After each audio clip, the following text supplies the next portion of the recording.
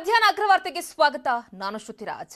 Deadline ಅನ್ನು ಬದಲಿಸಿದ್ದಾರೆ ಜಗದೀಶ್ ಶೆಟ್ಟರ್ ಅವರು. ಮೊದಲು 11 ಗಂಟೆವರೆಗೆ ಡೆಡ್ಲೈನ್ ಅನ್ನು ಕೊಟ್ಟಿದ್ರು.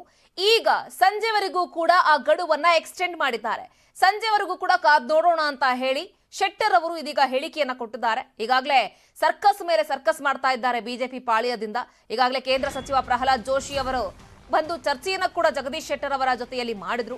ಸೊ ಎಲ್ಲ ಒಂದು ಕಡೆ ಜಗದೀಶ್ ಶೆಟ್ಟರ್ ಅವರ ಜೊತೆ ಮಾಡಿದಂತಹ ಸಂಧಾನದ ಸಭೆ ವಿಫಲ ಆಯಿತು ಅಂತ ಕಾಣಿಸ್ತಾ ಇದೆ. ಹಾಗಾಗಿ ಈ ಟಿಕೆಟ್ ಸಿಗೋ ವಿಶ್ವಾಸ ಇದೆ. ಸಂಜೆವರೆಗೂ ಕೂಡ ಕಾದ್ ನೋಡೋಣ ಅಂತ ಹೇಳಿ ಇಲ್ಲಿ ಮಾಜಿ ಸಿಎಂ ಜಗದೀಶ್ ಶೆಟ್ಟರ್ ಅವರು ಹೇಳಿದ್ದಾರೆ. ಪಕ್ಷ ನನಗೆ ಎಲ್ಲವನ್ನ ಕೂಡ ಕೊಟ್ಟಿದೆ, ಮೋದಿ ಬಗ್ಗೆ ಗೌರವ ಇದೆ, ನೋಡೋಣ ಅಂತ ಹೇಳಿದ್ದಾರೆ.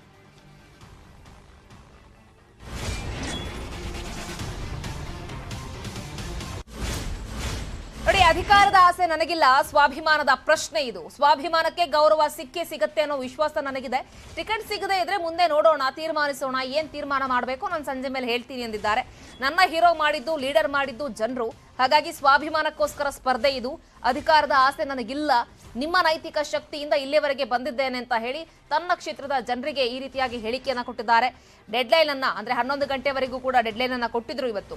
ಬಟ್ 11 ಗಂಟೆವರೆಗೆ ಕೇಂದ್ರ ಸಚಿವ ಪ್ರಹ್ಲಾದ್ ಜೋಶಿ ಅವರು ಮಾತುಕತೆಯನ್ನ ನಡೆಸಿದ್ರು. ಬಟ್ ಸಂಧಾನ ವಿಫಲ ಆಯಿತು ಅಂತ ಅನಿಸ್ತಾ ಇದೆ. ಸಂಜೆವರೆಗೂ ಕೂಡ ಮತ್ತೆ ಆ ಗಡುವನ್ನ ಕೊಟ್ಟಿದ್ದಾರೆ. ನೋಡೋಣ ಸಂಜೆವರೆಗೂ ಏನಾಗುತ್ತೆ ಅಂತ. ರಾಜ್ಯದ ವರಿಷ್ಠರ ಗಮನಕ್ಕೂ ನಾನು ತಗೊಂಡ್ಬಂದಿದ್ದೇನೆ. ಹೀಗಾಗಿ ಎಲ್ಲಾ ರೀತಿಯಾದ ಒಂದು ಪ್ರಯತ್ನ ಆಗಿದೆ. ಆ ಹಿನ್ನೆಲೆಯಲ್ಲಿ ಇವತ್ತು ಮುಂದೆ ಏನ್ ಮಾಡಬೇಕು ಅನ್ನುವಂಥದ್ದು ಮತ್ತು ನಡ್ಡಾಜಿಯವರು ಮಾತಾಡಿದ್ದಾರೆ. ಆ ಹಿನ್ನೆಲೆಯಲ್ಲಿ ಇವತ್ತು ನನಗೆ ಹೋಪ್ಸ್ ಇದೆ, ನನಗೆ ಟಿಕೆಟ್ ಕೊಟ್ಟೆ ಕೊಡ್ತಾರೆ ಅನ್ನುವಂಥದ್ದು. ನಮ್ಮ ಈ ಭಾಗದ ಜನರಿಗೆ ಗೌರವ ಕೊಡ್ತಾರೆ. ಒಂದು ಸ್ವಾಭಿಮಾನದ ಪ್ರಶ್ನೆ, ಇವತ್ತು ಹುಬ್ಬಳ್ಳಿ ನಗರದ ಹುಬ್ಬಳ್ಳಿ ಜನರ ಒಂದು ಸ್ವಾಭಿಮಾನದ ಪ್ರಶ್ನೆ. ಅದಕ್ಕೆ ಆ ಸ್ವಾಭಿಮಾನಕ್ಕೆ ಒಂದು ಗೌರವ ಸಿಕ್ಕೇ ಸಿಕ್ಕಿದೆ ಅನ್ನೋಂಥ ನಂಬಿಕೆ ನನಗಿದೆ. ಈಗ ಅಕಸ್ಮಾತ್ ಇಲ್ಲ ಅಂದಾಗ ಏನು ಅನ್ನುವಂಥ ಪ್ರಶ್ನೆ ಇದೆ. ಅದಕ್ಕೆ ಆ ರೀತಿಯಾದದ್ದು, ಅದಕ್ಕೆ ನಾ ಇವತ್ತು ನಿಮ್ಮೆಲ್ಲರೂ ಕರೆಸಿದ್ದು. ಇವತ್ತು ಎಲ್ಲಾ ರೀತಿಯಾದ ಪ್ರಯತ್ನ ನಡೆದ.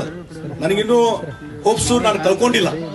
ಹೀಗಾಗಿ ಇನ್ನು ಸಾಯಂಕಾಲವರೆಗೆ ಟೈಮ್ ಇದೆ, ಮತ್ತೆ ಇದೆ. ಇನ್ನು 20ನೇ ತಾರೀಕುವರೆಗೆ ನಾಮಿನೇಷನ್ ಇದೆ. ಆ ಹಿನ್ನೆಲೆಯಲ್ಲಿ ಇವತ್ತು ನೀವೆಲ್ಲರೂ ನಿಮ್ಮ ಅಭಿಪ್ರಾಯವನ್ನು ತೆಗೆದುಕೊಂಡು ಮುಂದೆ ಕೊಡ್ತಾರೆ ಅನ್ನುವಂಥ ಹೋಪ್ಸ್ ನನಗಿದೆ. ಅದು ಆಗದೇ ಇದ್ದಾಗ ಏನು ಅನ್ನುವಂಥದ್ದು ವಿಚಾರವನ್ನ ಮಾಡೋಣ. ಹಾಗೆ ಆ ರೀತಿ ಪರಿಸ್ಥಿತಿ ಬರ್ಲಿಕ್ಕಿಲ್ಲ ಅಂತ ನಾನು ತಿಳ್ಕೊಂಡಿದ್ದೇನೆ. ಆ ಹಿನ್ನೆಲೆಯಲ್ಲಿ ನಿಮ್ಮ ಕೆಲವರು, ಎಲ್ಲರೂ ಬೇಕಾಗಿಲ್ಲ, ಕೆಲವು ಪ್ರಮುಖರು ನಿಮ್ಮ ಅಭಿಪ್ರಾಯವನ್ನು ವ್ಯಕ್ತಪಡಿಸಿದರೆ ಮುಂದೆ ನಾನು ನಿಮ್ಮ ನಂತರ ಕೆಲವು ಪ್ರಮುಖರ ಜೊತೆ ಮಾತಾಡಿ ಮುಂದಿನ ನಿರ್ಧಾರಗಳನ್ನು ಕೈಗೊಳ್ಳಿಕ್ಕೆ ನನಗೆ ಅನುಕೂಲ ಆಗ್ತದೆ. ಅದಕ್ಕಾಗಿ ನಾನು ಯಾವಾಗಲೂ ನಿಮ್ಗೆ ಹೇಳ್ತೀನಿ, ಇವತ್ತು ನಮ್ಮ ರಾಜ್ಯದ ಎಲ್ಲ ನಾಯಕರು, ಹಿಂದಿನ ಮುಖ್ಯಮಂತ್ರಿ ಯಡಿಯೂರಪ್ಪನವರು ಇರ್ಬೋದು, ಎಲ್ಲರೂ ತಿಳ್ಕೊಂಡು ಇವತ್ತು ನನಗೆ ಬೆಂಬಲ ಕೊಟ್ಟಿದ್ದಾರೆ.